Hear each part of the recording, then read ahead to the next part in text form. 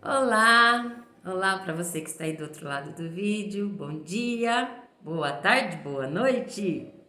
Tudo em ordem, tudo certo e resolvido, tudo no controle. Muito bem, pessoal. Hoje eu estou gravando aqui para vocês um depoimento da minha jornada. Eu sou Lizin Conde e nós estamos aqui no canal da MEC Terapias. O que eu trago aqui para vocês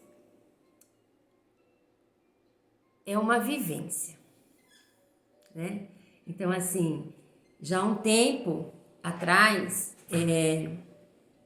coloquei para vocês aqui alguns depoimentos, até tem lá no canal A Memória Curada, né? Mas antes disso, eu já trouxe alguns depoimentos aqui para vocês, tanto meu como de alguns pacientes, né? Que permitiram, certo? Mas hoje não pude deixar de gravar, porque estou passando uma semana de muitas emoções, né? Desafios bárbaros, não é? E estou me percebendo, né? Porque assim, é aquela questão: faço o que eu falo, mas não faço o que eu faço. Fácil, né? É muito fácil você dar sugestões, você apontar a vida das pessoas, você dizer que as pessoas devem fazer assim, assado, cozido, né? Por quê? Porque você não tem a responsabilidade da mudança. Você apenas deu a sugestão, você deu um conhecimento, você mostrou uma forma onde ela pode, se desejar, sair daquela situação, né? De uma forma mais tranquila. E aí você não faz na sua vida. Então, assim, eu venho ajudando muitas pessoas, né? E sou muito grata, extremamente grata por essa oportunidade de ajudar pessoas. E também tenho tido muitas revelações, muitos desafios, transformações na minha vida também, nesses últimos 6 anos, certo? Mas esta semana foi mais um. E eu quero compartilhar aqui com vocês. Bem, quem acompanha o canal sabe que eu venho de um desafio forte na questão do não merecimento de estar viva. E juntamente com isso, tinha, né, uma memória ancestral ligada ao financeiro, o não merecimento de uma vida financeira tranquila, equilibrada, certo? E isso foi visto alguns poucos meses atrás, que tem lá o depoimento da memória curada, né? Muito bem. Aí eu pergunto uma coisa para você. Quando você está na escola, ou num curso técnico, ou num curso qualquer, não é? Ou até mesmo fazendo um bolo, você aprende algo. E aí você vai fazer uma prova, né? Para saber se você adquiriu o conhecimento.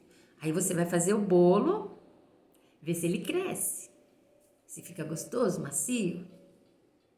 E você faz a prova. Então, assim, de 10 questões você acerta 7, 6. Ou nenhuma. Ou todas. E aí? O que você faz com isso? Você se frustra e guarda para si dizendo, né, fiz o meu melhor? Ou você vai lá e faz novamente para adquirir um conhecimento mais firme, mais convicto para você? Para você agregar como verdade sua, acreditar que realmente você pode fazer um bolo delicioso, macio, maravilhoso e pode acertar as 10 questões,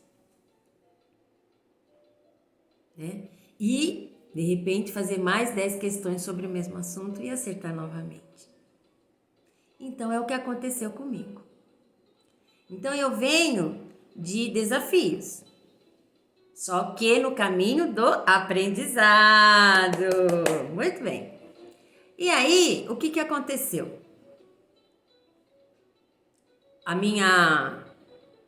O meu grande objetivo, que foi descoberto, são dois. Primeiro, o não merecimento de estar viva, que a gente já eliminou isso de vez. E o outro, que é a questão do não merecimento de uma vida financeira. Certo? Que aí a gente vem trabalhando. Ok.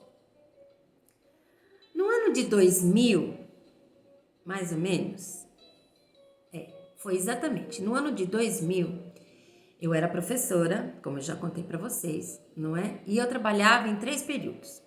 De manhã na cidade onde eu morava, à tarde na cidade vizinha e à noite numa outra cidade um pouco mais adiante. Muito bem. Então, eu dava aula de alfabetização e também de história e geografia. E ministrava também a questão, na época, que chamava-se supletivo, né? Suplência, que hoje é o estudo para jovens e adultos. Então, e aí, o que acontece no estado? Na prefeitura, eu era funcionária com cargo adquirido. Mas no estado, quem é professor do estado sabe que todo início de ano, a Secretaria da Educação do município se junta com centenas de professores, não é? Para definir as escolas em que você vai trabalhar e as turmas que você vai ministrar durante o ano. Então, é um processo bem trabalhoso, bem doloroso, né? Porque você fica na expectativa, vai pegar, não vai pegar sala, né? E às vezes não tem sala e você fica aguardando os professores que pegaram a sala desistirem para que você possa ser chamada novamente. Bom, enfim, o que eu quero dizer é o seguinte: no ano de 2000, eu peguei uma sala, aliás, algumas salas de aula numa escola, dessa escola que eu dava aula à noite. Então, ela era bem distante da minha casa. 3 cidades à frente da onde eu morava, certo? Então, eu tinha gasto. Não podia ir de ônibus, tinha que ter o carro por conta do horário, que eu saía da escola 10 para as 11 da noite. E também porque eu saía de uma escola 6:30 da tarde para estar na outra 10 para as 7. Então, assim, eu tinha que ter o meu transporte particular. E aí você gasta combustível, você gasta pedágio, porque né, na cidade que eu ia tinha que pagar pedágio, né? O mecânico, eu tinha a sorte, sou uma mulher de muita sorte, né? Para registrar. O mecânico era meu ex-marido. Então, assim, eu comprava as peças, que muitas vezes ele mesmo comprava, certo? Então, eu não tinha gastos com manutenção mecânica do carro, né? Mas tinha gastos de óleo, combustível, pneu, pedágio, enfim. E olha que interessante, eu comecei a dar aula em fevereiro mesmo, né? E chegou em março, meu pagamento não chegou. E aí eu fui falar com a secretaria da escola. E aí o pessoal não sabia dizer. E aí aquela situação, a secretaria da escola manda para a diretoria de ensino manda para a secretaria financeira, né? E fica aquela coisa, né? Bom, conclusão, gente, eu não recebi em março, abril, maio, e eu não podia deixar de dar aula, porque senão eu perdia a sala.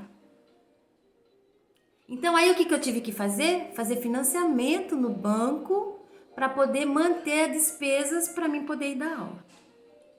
E aquele processo todo, e onde está o meu dinheiro, e onde está... Bom, conclusão, quando chegou em julho, no recesso, eu fui pessoalmente falar na diretoria de ensino.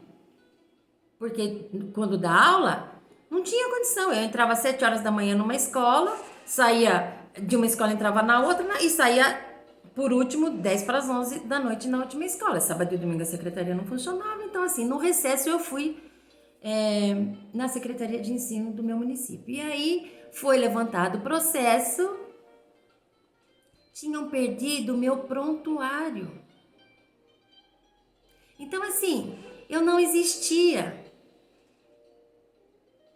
Não tinha por que fazer um pagamento, apesar de eu dar aula e ter o meu registro diário lá no caderno de registros da escola.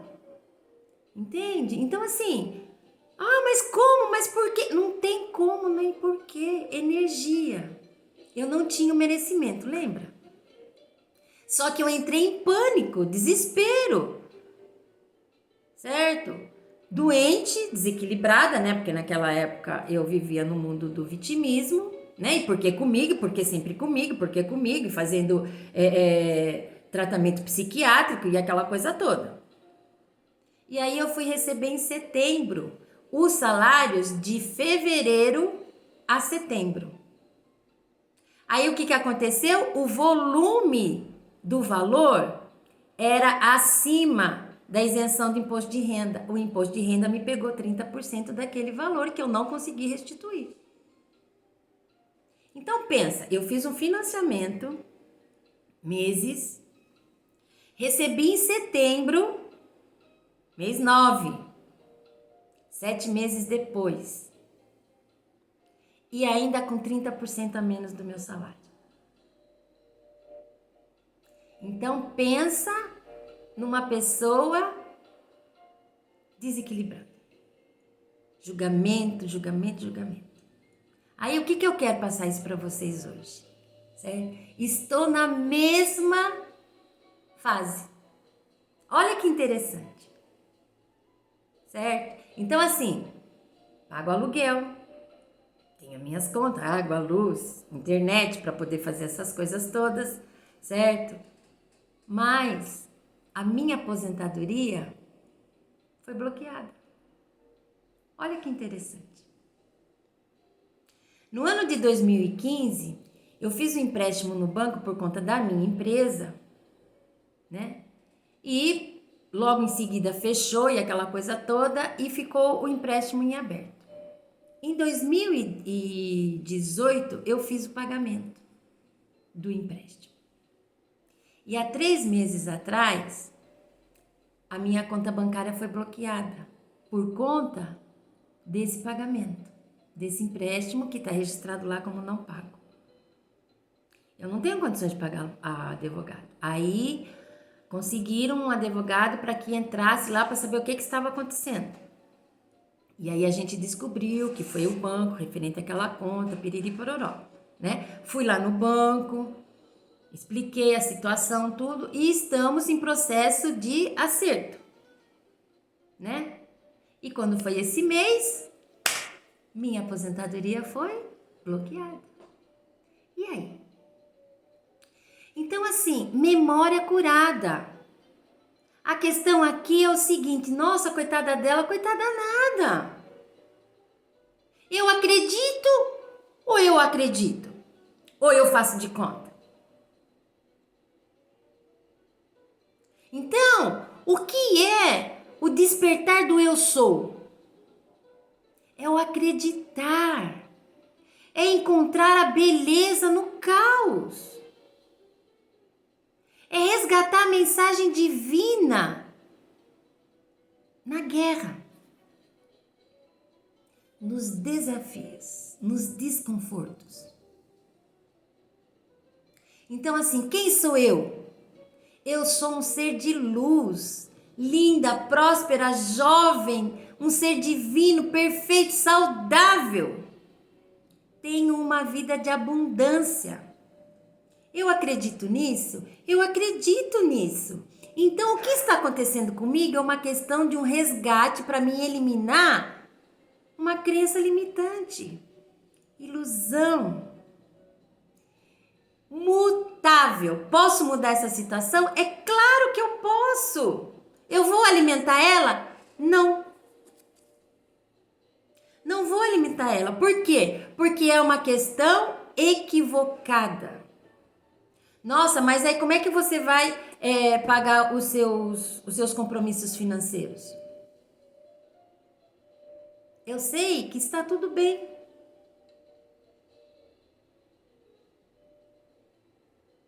Então, veja, eu não vou alimentar aquilo da forma que eu fiz pela primeira vez, lá no ano de 2000. Então eu venho, né, num processo de evolução. Então, novamente é colocado no meu presente, olha, prestem atenção. É colocado no meu presente uma situação para que eu possa analisar com a minha consciência, com a presença do eu sou. Quem é o eu sou? É o ser divino. O que acontece com ele? Ele é perfeito e saudável, próspero, vive numa vida de abundância. Então, eu acredito nisso, ou eu vou alimentar uma questão ilusória, equivocada. Vou ficar aqui arrancando os cabelos, o que vai acontecer? Vou ter um desconforto físico, uma doença, uma tristeza. Então, gente, olha como é bárbaro isso. E eu estou muito feliz por poder vivenciar isso agora no caminho do aprendizado. Então, novamente, não tenho condições de ir lá no INSS para saber o que está acontecendo. Tenho meu trabalho, tenho o canal, tenho meus cursos que eu ministro, tenho meus cursos que eu estudo, tenho as pessoas que eu atendo. Então, assim, apareceu para quê? Para que eu possa entender. Se você acredita mesmo que você é um ser perfeito, que você tem uma vida de abundância, que você é um ser saudável, então tudo vai se encaixar. Não é eu desesperada, eu ir batendo lá, eu ir bater boca, não é isso que vai solucionar a questão. Não é? Com o tempo. Então, aquela questão, quando a gente está curado, não significa que estamos com saúde. Quando estamos com saúde, não significa que estamos curados. E aí, eu estou tendo a oportunidade também de resgatar os sentimentos de saudades que tenho dos meus familiares, né? Nessa questão de não poder sair, de não poder viajar, porque moramos em cidades diferentes, certo? Então, assim, não estamos podendo fazer isso, então tenho saudades. Quem não tem? Não é? Só que através dos meus atendimentos, eu estou resgatando esse sentimento. Porque da mesma forma, algumas pessoas que eu estou trabalhando, estão tendo esse mesmo sentimento, não é? Então, hoje o que eu quero passar para vocês é isso. No que você está acreditando? Aonde está conectado a sua energia? Qual é a sua frequência? Saia da situação como uma águia e olhe por cima. Porque se você olhar por cima, você encontra uma solução assim, ó, que é a tranquilidade, que é o estar tudo bem. Deus, o divino, poderoso, ele é Pai, cuidadoso e amoroso. Ele só quer que a gente evolua, cresça e não que sofra. E não que alimente um monstro irreal. um monstro ilusório, um monstro equivocado.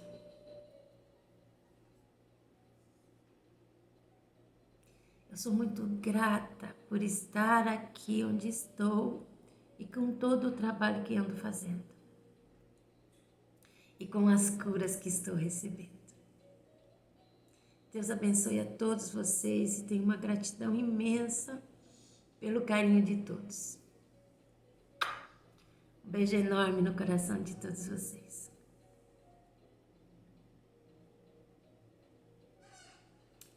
O meu ser divino cumprimenta o seu ser divino. Até amanhã.